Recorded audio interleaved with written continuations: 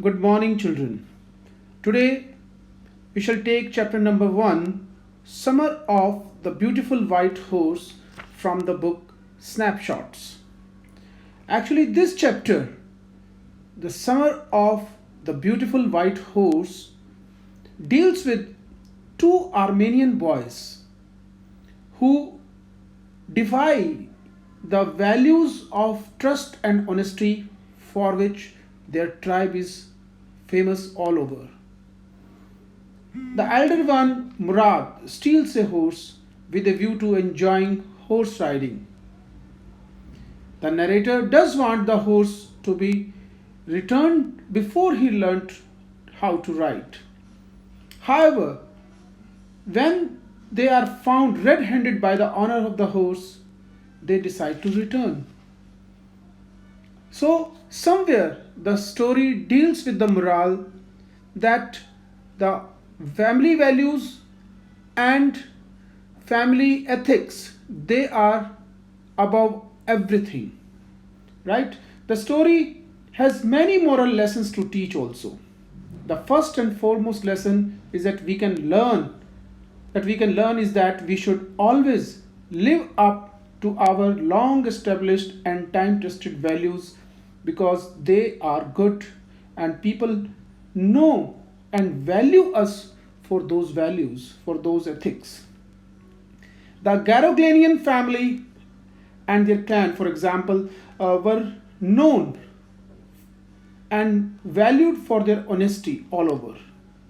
So an act of stealing would really blemish their reputation, and hence the boys recognize it and thus take this obvious step of returning the horse. Right? So let us go through this chapter for ourselves. The Summer of the Beautiful White Horse, written by William Saroyan. Right? So, my dear children, please open your book at page 1, snapshots, to read it. The story is about two poor Armenian boys. The story is about two poor Armenian boys who belong to a tribe whose hallmarks are, whose main features, whose virtues are trust and honesty. Though there lies Armenia, right near Black Sea. You can see Armenian territories here, near Turkey, Georgia, Azerbaijan, Iran, Iraq. So there it lies. So, dear students, let's go through the chapter, The Summer of the Beautiful White Horse. One day back there in the good old days when I was 9, who is I here? The narrator. Narrator is Aram. Aram, a 9-year-old boy. He says, when I was 9 and the world was full of every imaginable kind of magnificence. Means the world was quite graceful for me. All imaginable kind of magnificence or good things that I could have, they were with me. I was happy indeed, it means. And the life was still a delightful and mysterious dream. At the age of 9, what delights a child the most? That he gets proper food, he enjoys his life like anything. So, and he has a dream to do something good in life. So these are the things that were there with him, and he enjoyed it. He said, my cousin Murad, who was considered crazy by everybody who knew him, except me. Why does he write except me? Why? Because I knew him very intimately. Right? People often considered him crazy, but I knew that he was not. But somewhere there was a habit of his to do some pranks, nothing more than that. He came to my house at 4 in the morning and woke me up tapping on the window. Tapping on the window, he just wanted to wake me up for what? In the morning, and woke me up tapping on the window of my room. He said, Aram! Aram is in his bedroom and he is in a nostalgic mood. as I told you, every imaginable kind of magnificence, and I was having very delightful dreams at that time, early in the morning. Early in the morning, the sleep is quite blissful, quite pleasant, you can say. So he was enjoying his dream, and at the time, he knocked at his window. I jumped out of the bed and looked out of the window. Oh God, I couldn't believe. I couldn't believe what I saw. What I saw. It was not morning yet, but it was summer, and with daybreak not many minutes around. Daybreak means the sunrise.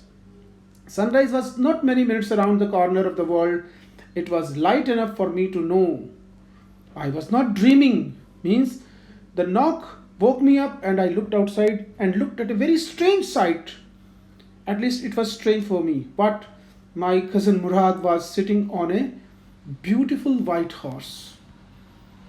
Oh, my cousin was sitting on a beautiful white horse. I couldn't believe my eyes. Outside Aram's bedroom, so he was there. Yes, it's a horse. You are not dreaming. Make it quick if you want to write. Who said? Murad said. Right? But I stuck my head out of the window and rubbed my eyes. Why did he rub his eyes? Just to realize whether he was dreaming or it was reality. Yes, he said in Armenian, it's a horse. You are not dreaming. Make it quick if you want to ride. If you want to ride, come on, let's go for it. Oh my God, how can it be possible? I knew my cousin Murad enjoyed being alive more than anybody else who had ever fallen into the world by mistake.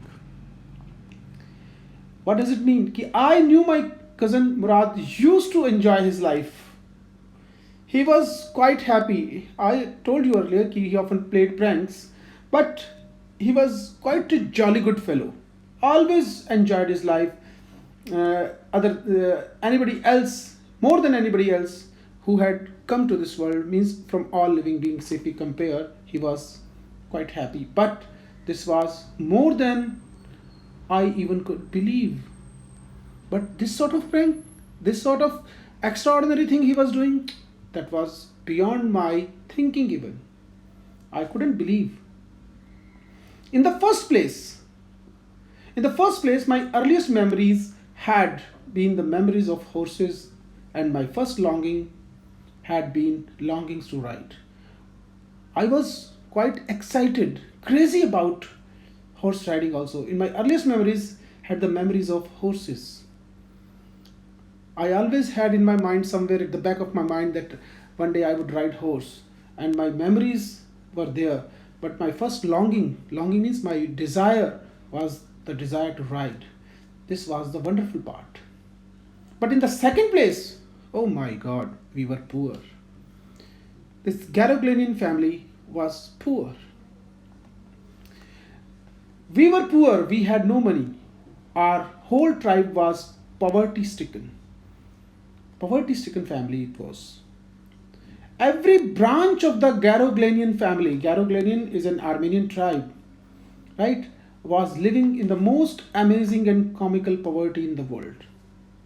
Most comical poverty means we pose ourselves to be rich, to be, you can say, quite proud of ourselves, but actually we were poor.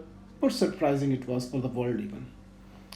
Nobody could understand where we ever got money enough to keep us with food in our bellies. No one even could understand how we used to earn money, used to earn our livelihood, and we were running our life very smoothly. Not even the old men of the family, they even didn't know how we were just doing the things, how we were running the families. Most important of all, though, we were famous for our honesty. This tribe was quite famous for their honesty. This is the photo of the tribal people, this Garoglanian people. We were famous for our honesty. We had been famous for our honesty for something like 11 centuries. As I told you in the earlier one, it was just this family was even more than 800 to 600 BC. This tribe used to live, used to survive We like to think, oh sorry, centuries, even when we had been wealthiest family in what we called to think was the world.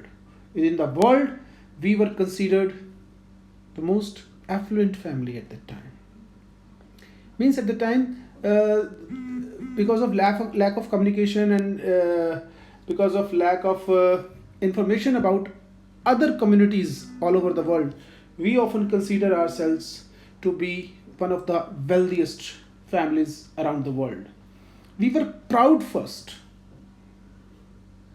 This was the culture. The culture of these people, known for their honesty, is at the heart of the story. You can say, as it is mentioned here, we were proud first, honest next, and after all, we believed in right and wrong. These were our preferences. But we were proud of our family first, honest next, and we believed in right and wrong later on. What was right, what was wrong, nothing to be mentioned. None of us would take advantage of anybody in the world, let alone steal. We even couldn't think of stealing. We couldn't even think of stealing. Keeping aside taking advantage of anyone. We never took advantage of anyone in our life. Right? But actually, we were never involved in any kind of stealing as far as our past was concerned. Consequently, even though I could see the horse, the horse, my God, oh God, so magnificent. Even though I could smell it, so lovely, even though I could hear it breathing, so exciting, I couldn't believe the horse had anything to do with my cousin Murad. Means how my cousin Murad was able to get this horse. How it could be, right? So my cousin Murad, or with me, or with any of our other members of our family, means none of our family member could ever had such a horse, could ever have such a horse that my cousin Murad was having at the time. So magnificent, so lovely. His breathing was exciting, and all together it was really a good horse, you can say. Asleep or awake, we could never have such a horse, because I knew my cousin Murad could not have bought the horse, and if he could not have bought it, then he must have stolen it. He must have stolen it. And I refuse to believe that he had stolen it. Why? Because no member of the Garoglanian family could ever be a thief. So my prediction about my cousin Murad was proving wrong somewhere. Can never, he can never steal a horse, I thought. Then how did he bring it? Where did he bring it? This was a question in my mind.